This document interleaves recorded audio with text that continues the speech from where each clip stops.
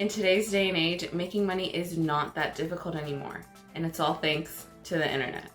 Where most people fail is with managing their finances. For example, if you are making $100,000 a year, but you're spending more than $100,000 a year, you are still broke. And that is exactly why today we are going to be discussing 7 money mistakes that most people make, and you shouldn't if you're looking to be financially successful. Hi, my name is Nadia and welcome back to my channel. Before we begin, please consider subscribing if you want to see more content just like this one. And while you're at it, turn on the post notifications so you never miss another upload. Do not forget to hit the like button if you are also somebody who is looking to be financially free. And with that said, let's get on with the video. They are living above their means. You might have experienced that you are actually making a lot of money, but at the end of the day, you check your bank account and that money is basically gone. This can definitely be a sign that you are living above your means. Most people believe that if you're living above your means, that you're bad with money, but trust me, it's a mistake that so many of us make, and it can happen to any of us. This is exactly why you have to have a budget so that you can track and monitor your income and your expenses. I can speak for almost all of us that we subconsciously spend on the little things that really don't matter, but at the end of the day, really rack up. This particular little money leak issue is happening to so many of us, and it could be the culprit as to why you're just going way over budget. Creating a budget that you can stick to based on your income and your needs and what you can save is really going to help you stay living below your means. Having a little extra money will be great when an opportunity presents itself to invest in yourself or invest in a business or just save for the future. Another money mistake that I see so many people make is they are not investing. There is no doubt that investing is one of the best ways to build wealth, and so many people think that maybe they'll start to get into investing in their 30s or even their 40s. But truthfully, the best way to get into investing is going to be start as soon as possible, is going to allow you to take advantage of the power of compounding. Most people are really worried about the risks that come with investing, but what most people don't understand is the fact that not investing actually imposes a much bigger risk to your financial future. Investing is about finding that balance of the money that you can risk and the money that you can save. Most people do not plan for their retirement, and that is a whole money mistake in itself. Retirement is a goal for so many of us, and how little so many of us really think about it. Most people think the best way is to put your money in a savings account with a bank and let it accumulate that little bit of interest that a bank might give you for letting your money sit there. Truthfully, banks invest that money and get a greater return on what they are giving you. If you use that money yourself and put it into a retirement account through your bank, you are able to invest that money and it will grow for you. Trust me when I say you do not have to be a pro or financial advisor to get started in investing, especially now with so much free information out there on the internet and so many online banks that are perfect and tailored to beginner investors. Another awful money mistake that too many people are making is living on borrowed money.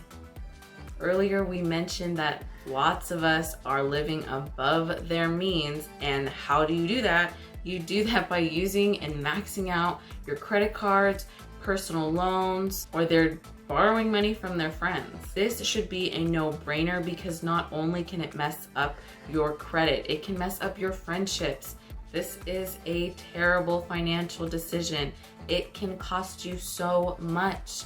It can cost you friendships, and it can cost you your credit score. It can cost you your financial stability. People often say that credit cards are keeping people broke, and that is not the case. Credit cards are actually very helpful tools, especially when you are trying to build your credit. But yes, just like any other tool, if you are not using it properly, it can be very dangerous. It could be hurting you, especially if you are spending the max and maxing it out and not making your payments.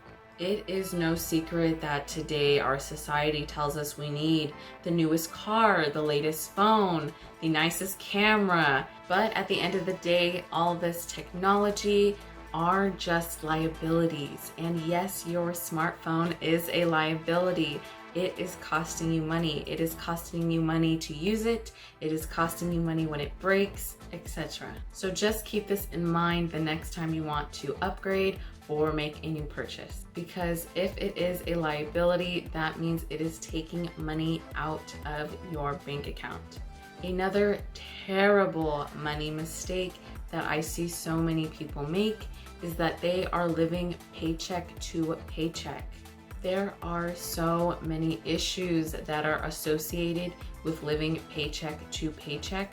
And in the past year alone, you can see just how fast that paycheck can disappear. Living paycheck to paycheck is going to make it very difficult if an emergency were to occur, if somebody gets sick, or you lose that income. If you do find yourself in that kind of situation and you are forced to borrow money or use a credit card or get a loan, that is going to cost you so much more in the long run. All of this is just adding to the financial burden that comes with living paycheck to paycheck. So many people think they can make it paycheck to paycheck for weeks and months, and eventually it's years until something goes wrong and they get stuck in this rut because it's so hard to get out of.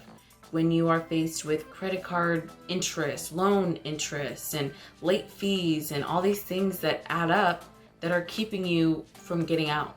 And even if you find a way to balance out, then you have to find ways of saving, and it makes it so difficult to get ahead. Like I mentioned before, you can definitely avoid this mistake if you are living below your means, if you are utilizing a budget to monitor your spending and where your money is going, as well as invest some of your savings so that it grows. Some people think that their spending is always going to stay the same, or that it's never going to change, or their life has been the same for so long. How could they still be living paycheck to paycheck? But when you look at the little things, the little money leaks, like the spending on $5, $6 coffees, or the bottle service at the club, like all these what a lot of people want to call luxuries, are what is keeping them. At the end of the day, you need to make sure that your bills, your rent, or your car, or your health, all those things are a priority, and that those get paid first. Pay yourself first before you go and spend on the things that you really don't need.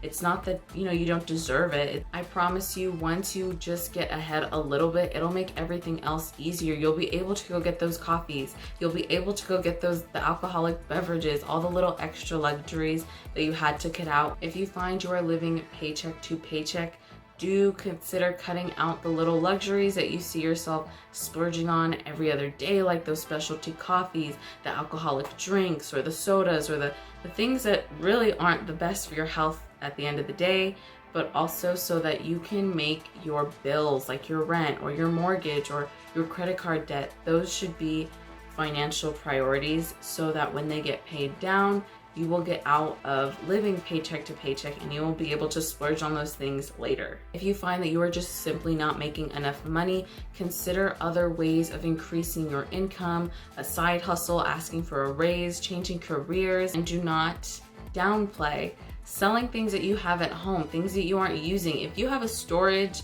of things that you haven't seen since Christmas of 2 years ago, those, I promise you, somebody wants those. I promise you there's money to be made, and it's just sitting there. Another awful money mistake that I see so many people make is shopping to impress other people. I understand social media really makes you feel like you have to have the newest clothes, the nicest shoes, the brand luggage, all these things that truthfully don't matter so much.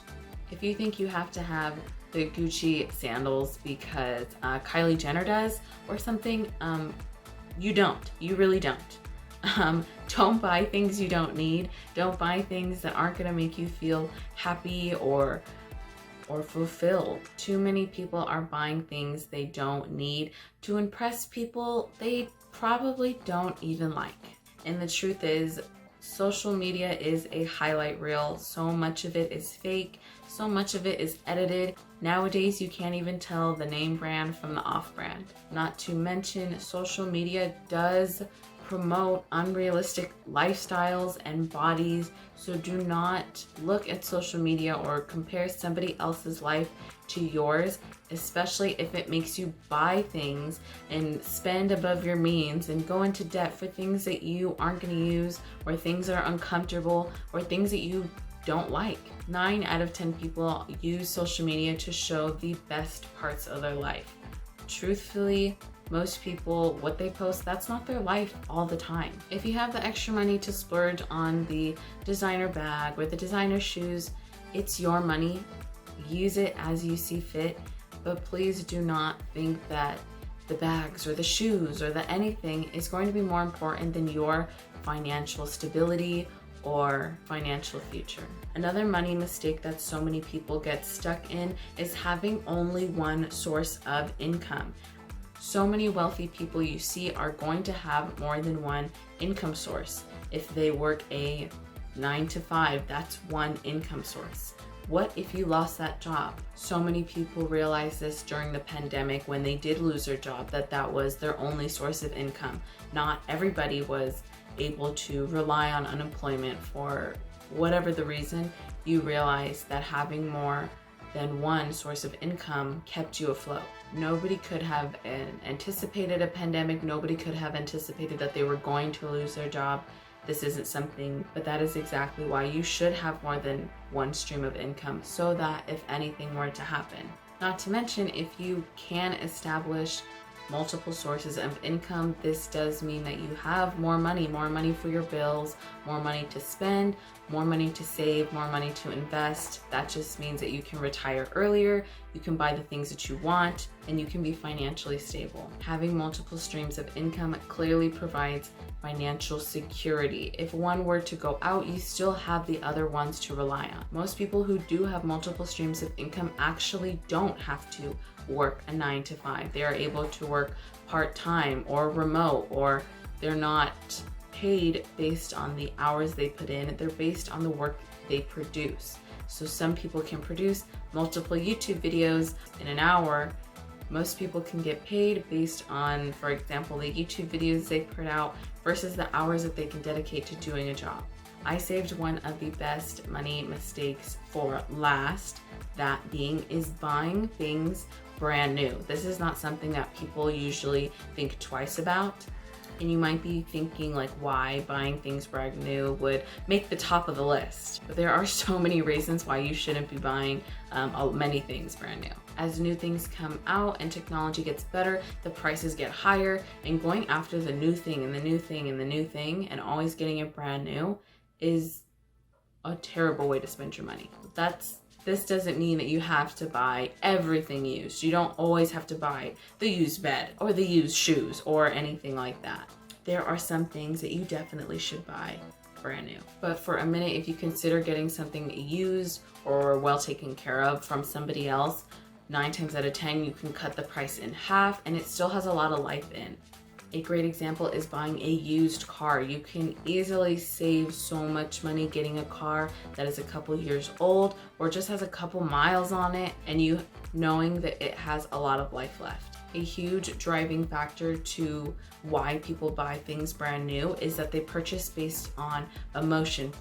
Back to the car example, if you're at a lot and they tell you and they show you all the nice things, normally you're not at a car dealership for very long. You're there once, you see the car, maybe you drive it, and you sign the paperwork and it's yours. You didn't have a lot of time to research, to consider, run the numbers or anything like that. Or if you see something on Amazon and it's the latest phone or the latest camera and you purchase it, without really thinking about it, thinking if you could get it secondhand, if maybe your friend has a camera that you could borrow. Or another great incentive to buying something used is that you can negotiate the price. So if you go see a used car and you didn't see the dents or you didn't get a good look at the engine, without another great incentive to buying things secondhand is that the prices are almost always negotiable. So for back to the car example, if you do purchase a used car and you see the car and maybe it looks a little bit rougher than the pictures, you can negotiate that. You can, definitely bring that up and use that to your advantage. Maybe you can bring the price down, or